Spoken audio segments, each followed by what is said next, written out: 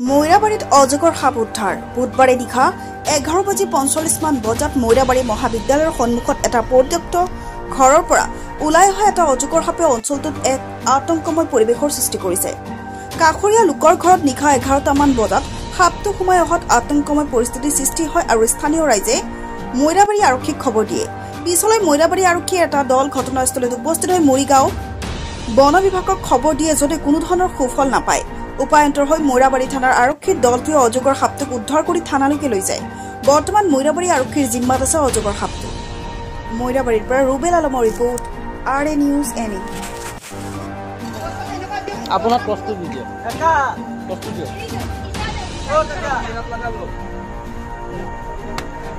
আহিল নেকি ইটা আছে ইটা মই নহয় বস্তুটো ইটা দিব লাগে বস্তুটো এনেকুৱা ইয়াকো কুচকা হেফালে গুছি নগলে হলে আছ আহি আছে ও মাই গড আহিছে ধৰিব আহি আছে কিন্তু সবাই বস্তাত নোসোমাই নহয় ধৰিবহে লাগিব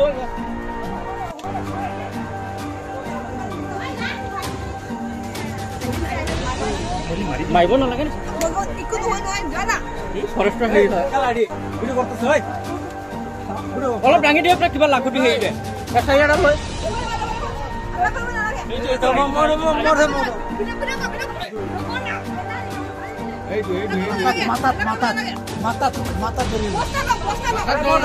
বস্তাটো ধৰক না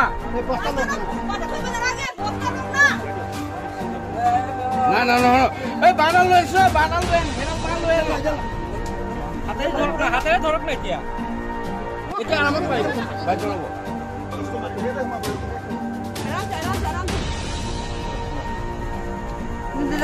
নহয় বস্তু সোমাই যাব।